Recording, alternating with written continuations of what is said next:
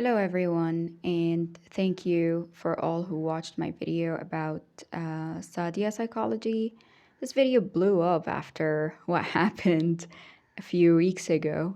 Um, and I also got this question a lot about how dare I say that I respected Sadia at the time when she did all of these things. The video was like 3, 4 months ago, and she wasn't the nicest even back then, right? So people are like, how, right? So I want to answer that question because it's very important to answer that one. And I'm gonna do that through what happened to Charlie Kirk, actually, because this is very connected, and I'm gonna tell you how. First of all, let's address the elephant in the room. What do you think of the glasses? Because I really don't want to show my face online, and I just don't feel safe or comfortable doing that. And I have very distinct eyes, and I want to hide them. And a friend gave me those glasses after a very good clubbing night, so I'm gonna try other things because my channel is either faceless, or if I'm gonna just hold the mic and talk, then I'm gonna change how I look. Because, people are just weird online. I got people actually like criticizing how I look. I got people criticizing how I talk because I talk very slow, and I'm cool with that. I actually like that I talk slow. I don't just like ramble words. I have to think before I talk, and just like, who's running after you? Like, slow down, slow down. There's that song called Vienna. It says, slow down, you crazy child. You're so ambitious, something, something. I don't remember, but it's a very good song. I might actually link it down below. Now, let's answer that question. What I see a lot is that a lot of people kind of use a lot of words synonymously. Like how Amber Heard was like, I use pledge and donate it synonymously. No, girl, they're not synonymous, right? People are like, if you respect somebody, then you have to agree with them. No, these are two different things. Also, just because you understand something doesn't mean that you agree with it. Let's not get things twisted, because that is one of the reasons we fall into toxic patterns. Is like you get into a narcissistic relationship, for example, or a relationship with somebody who's not narcissistic or anything, but they have a bit of toxic habits. They cheated on you. By the way, cheated doesn't mean narcissist also. Like, really, everything is twisted now. Yeah, you're gonna hear dogs barking. Sorry, we have a lot of dogs in the neighborhood. Online, everything means everything else. Someone cheated, then they're narcissistic. Someone is being a jerk, then they're narcissistic. No, they can be narcissistic, but they can also just be a jerk. You know what I mean? Like, things are different. And the word narcissism, I'm not a psychologist, okay? I'm a hypnotherapist, and I'm a coach. And I have studied narcissism because it was beneficial for me to study it. And I also wanted to help survivors. But even psychologists actually don't understand the word narcissism easily. You would hear Dr. Kirk Honda, who has a channel called Psychology in Seattle. Awesome guy, by the way. He always talks about how the word narcissism is thrown out there, and even his students don't get it right. It's a very tricky personality type, let alone the disorder itself, because there is a narcissistic personality and there's narcissistic personality disorder, two different things. Don't get it twisted. So he even says that his students get that twisted. So don't think that you would listen to someone online talking about narcissism and they're gonna be right. Use your analytical mind, okay? Usually people would go into a bad relationship, and because they got hurt, Dr. Honda was actually talking about this in the video that I just watched, his video about the cyber bully, the lady that bullied her daughter. And this was part 4. If you want to listen to it, he talks about how when people get hurt in a relationship, they be like, oh, well, my partner is a narcissist. I want to get back to why I even started this topic of narcissism. Yeah, so people so people would be in a relationship with a narcissistic person or a toxic person or whatever, right? But they also understand why the person is the way they are.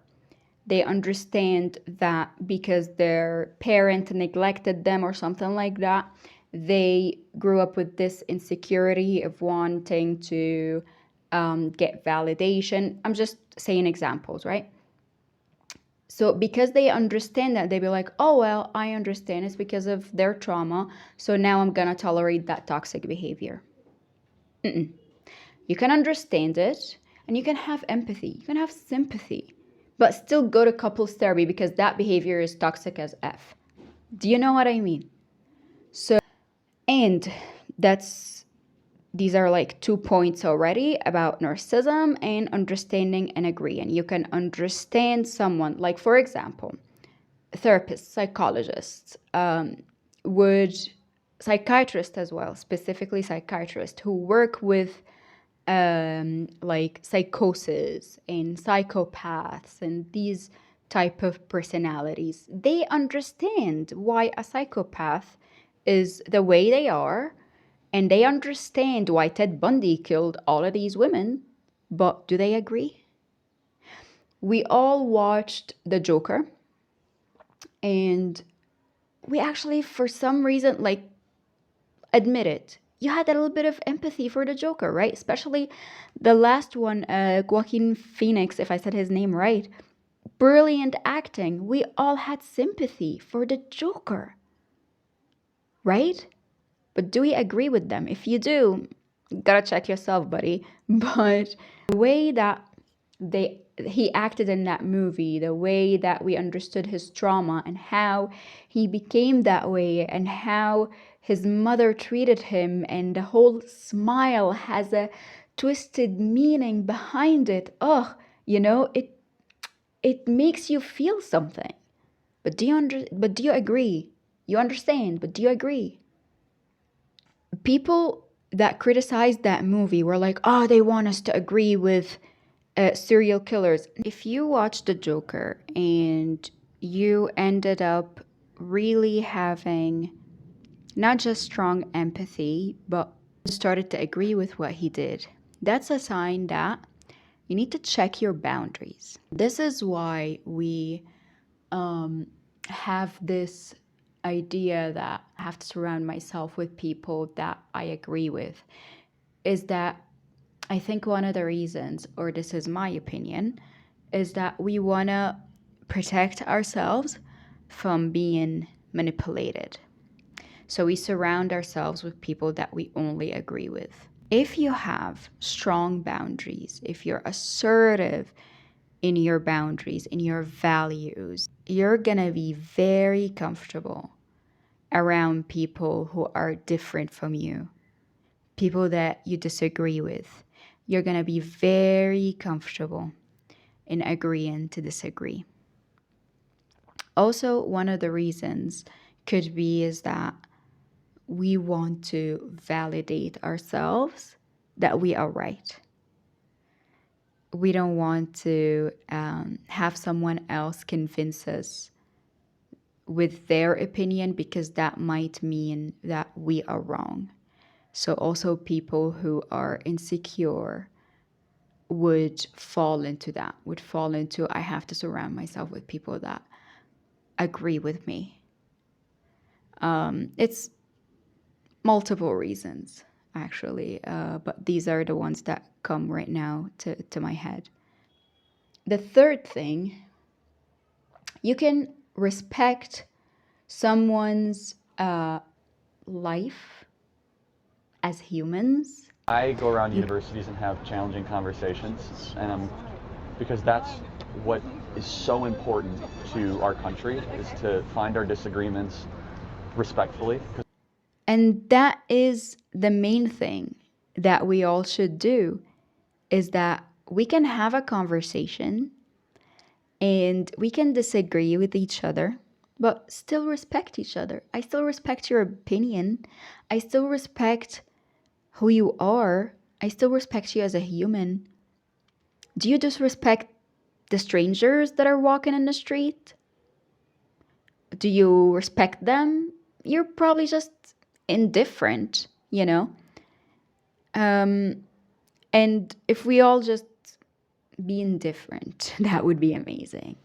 And indifference is this sweet spot where you truly don't give an F about something.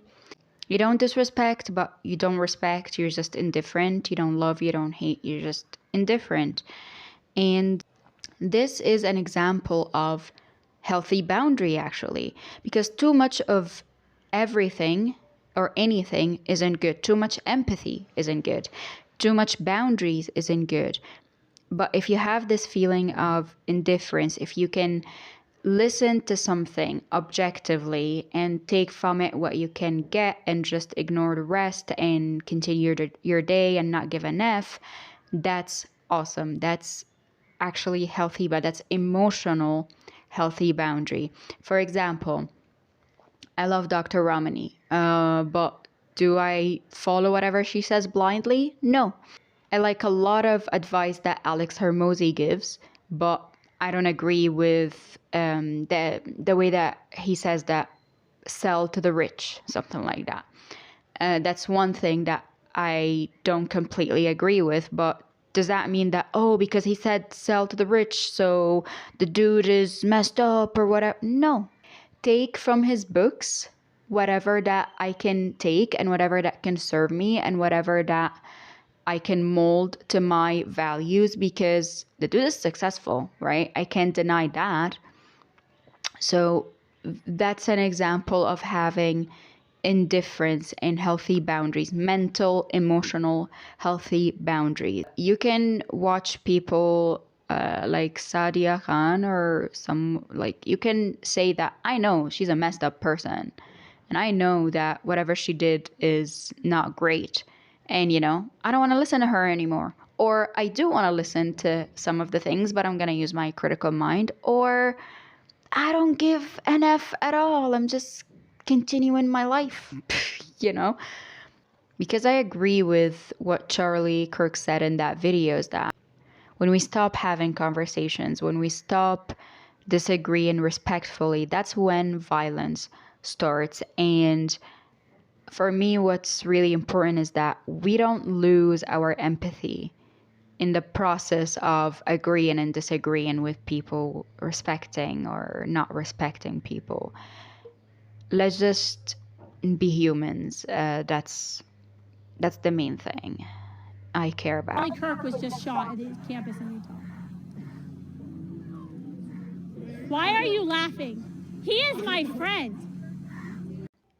If you think that you have to agree with everything that someone says, that's very twisted, because it's a bit egotistical. That's number one. Number two, you're not going to find someone who you agree with completely, because we're all different humans. And if you sit and wait for that person that you agree with about everything, you're going to be lonely. And it's amazing how we are different as humans. And that's the beauty of the human psyche. It's complex, it's nuanced, it's different. Everyone is unique in their own way, and that's freaking awesome. Charlie Kirk, I think, died because someone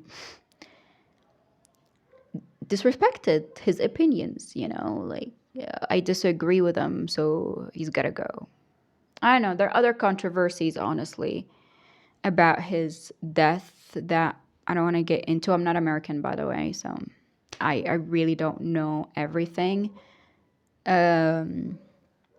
But all I know is that he had his different opinions, right? I didn't agree with everything that he said, but like I still respected that he was a human who had opinions and wanted to say them, because I am a human and I do have opinions and I do want to say them. If you have strong boundaries, you will be able to respect someone and at the same time say, I wouldn't do it this way, or I disagree with what they did. And I absolutely disagree with Sadia. I actually come from a similar background, as I said in that video.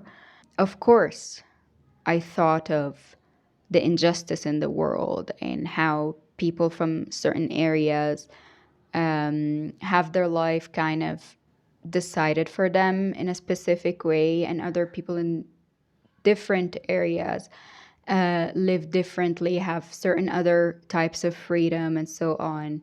Of course, I thought of that. Duh. But that's why I was like, well, F it, I'm gonna get that life, and I enjoyed it. And, but I didn't really have bitterness as like, oh, fuck those people who have all these freedom. I was like, well, if they can have it, I can have it too. And I thought of it as like hope, you know, inspiring, I would say. But bless her, she is still in her victimhood mentality and she does need help. And she's a human, I I wouldn't be doing what I'm doing, hypnotherapy, if I don't have empathy for people and their fuck ups, because we all fuck up. We're humans, come on. We're not angels.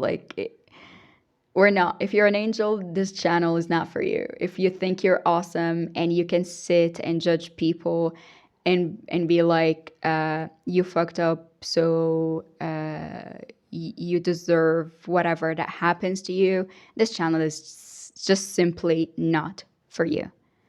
Let's just put it out there. We're all humans and we've all done crazy stuff.